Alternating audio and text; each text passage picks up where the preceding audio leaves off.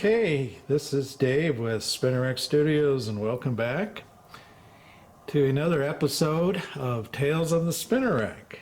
And this is part two, or second episode.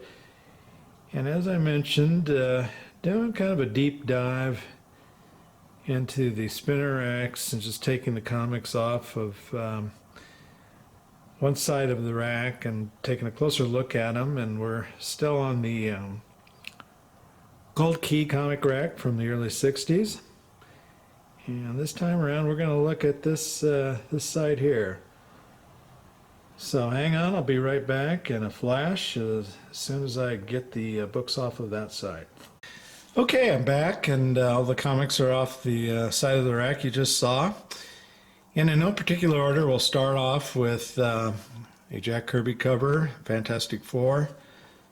And when it comes to Fantastic Four, Galactus and Silver Surfer are at the top of the list. Great cover. We're going to switch gears here, and we'll move to Superman's pal Jimmy Olsen, number 103.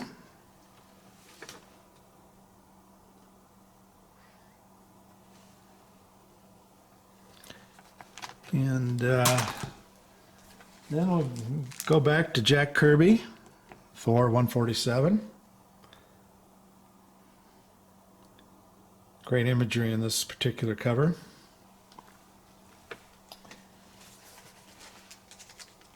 And now we're going to move to Submariner number 57. This is kind of an interesting cover for two reasons. First of all, the cover is by Bill Everett, who of course is the creator of Submariner back in the Golden Age. So it's kind of cool to see a Golden Age artist who created a character doing the character in here in the Silver Age. The other interesting thing I think is the fact that it's a bondage cover. And yet it's got the Comic Code Authority symbol on it. I always thought that bondage was one of the no-nos coming out of the whole debacle back in the 50s, but evidently they let this one go through. And then back to Kirby and Avengers number 21.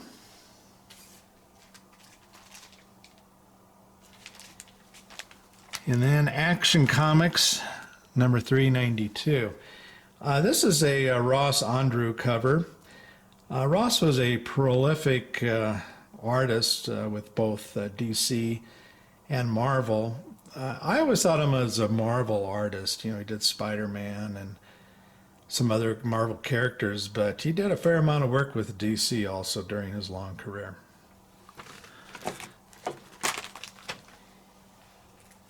And then we got Captain America 119.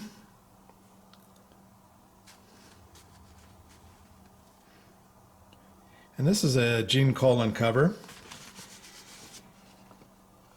And, I ran across an interesting story about Gene and Stan Lee, and I'll just kind of try to paraphrase it here, but evidently, for some reason, Gene had gone over to Stan's house to deliver something. And at the time, Gene was working for DC.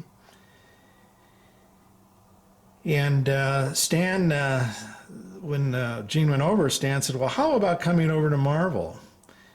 And Gene said, well, what's the inducement? Why should I leave DC and come over to work with you unless there's a little something in it for me to do that?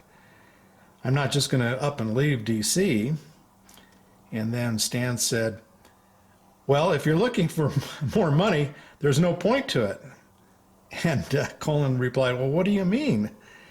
And Lee said, well, simply because sooner or later they're going to have to fire you and you'll have to come over here anyway. And evidently Stan kind of laughed. And so then Gene said, well, Stan, I think I have to go. And evidently they shook hands, and Stan said, well, that's okay, I'll just stay where I'm at. Or I'm sorry, Gene said, that's okay, I'll just stay where I'm at.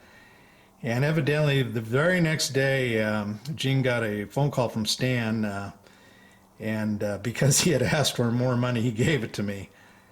So evidently Stan tried to bluff Gene, and Gene called the bluff, and he ended up coming over to Marvel.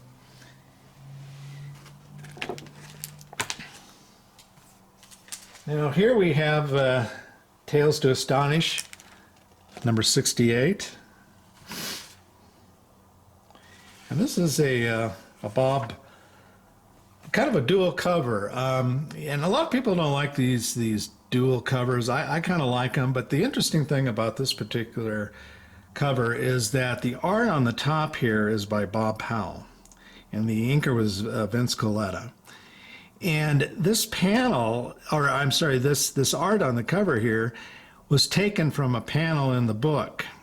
If you look in the book, you'll see this panel, except that this guy here holding the rock, about to throw it at that guy's head, that was not in the panel. That was drawn in then by Jack Kirby, supposedly. And then the bottom half of the cover is Jack Kirby.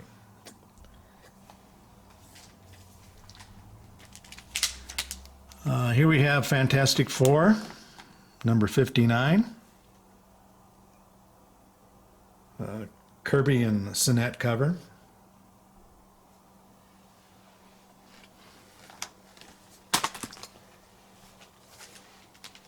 And then a great Avengers cover, number 29. And this cover was drawn by Don Heck, an artist who probably doesn't get enough recognition, in my opinion.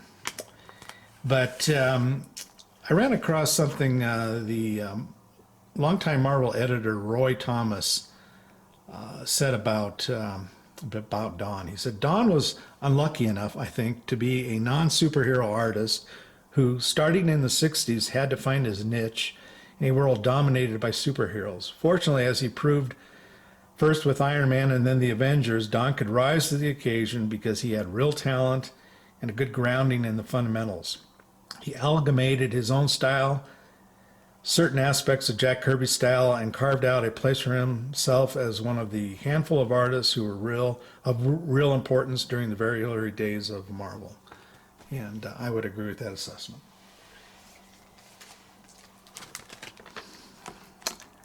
Human Torch number 3. This is one of the early books that I purchased when I discovered comic book stores, and specifically Mile High Comics. I've talked about this before, but I don't know, it's probably late high school, early college. I think late high school, though, when I discovered Mile High Comics outside of downtown Denver.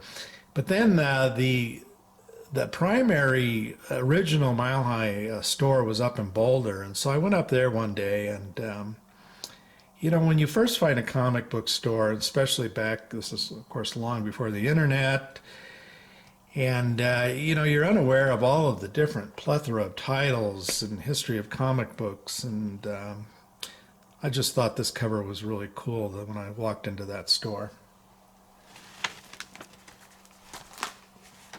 Okay, moving over to DC. Here's a copy of Sea Devils. And it's number 20, I believe.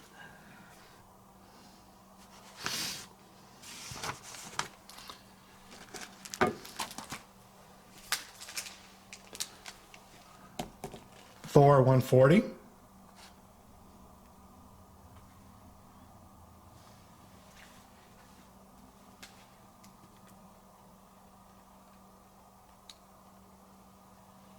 And then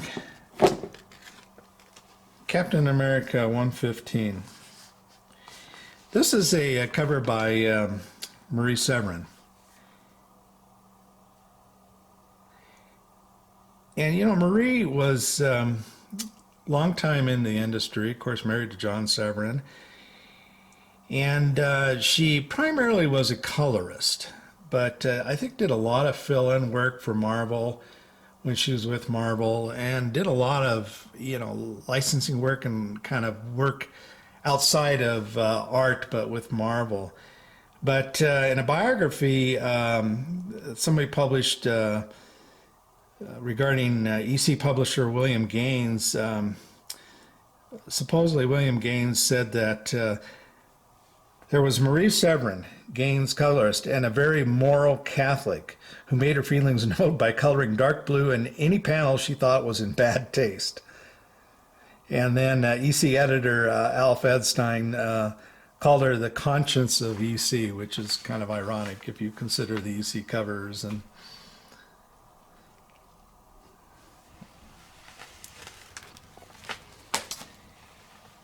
okay, and we're moving back. Here's another, let's see what issue this is. Sea Devils, number 15.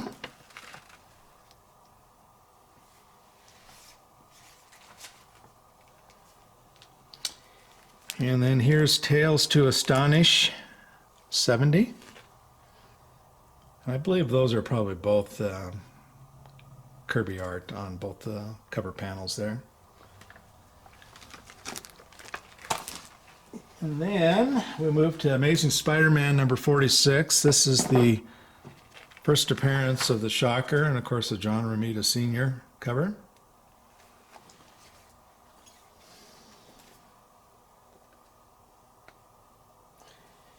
And then Avengers 48.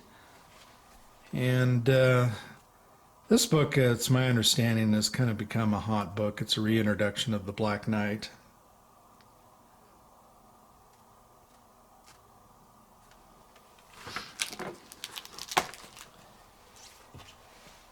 And then Captain America 110. This is a famous Hulk cover by Steranko. And I think the interesting thing about this cover that makes it so great is the kind of, you see the rage in the Hulk's face, but really the way it was inked and the coloring, this white background up against the darkness here, shading half of the Hulk's face, it really gives it a lot of impact. Great cover. And then Amazing Spider-Man 43, early Rhino appearance.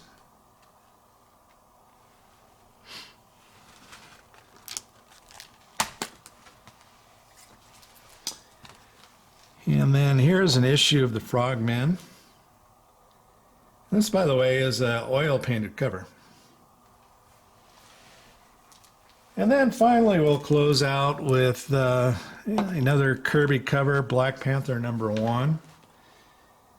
And I think the interesting thing about this cover actually is the frog here. And it's got that kind of typical Jack Kirby psychedelic space look to it with all of these little differing dots and what have you. It's just classic Kirby.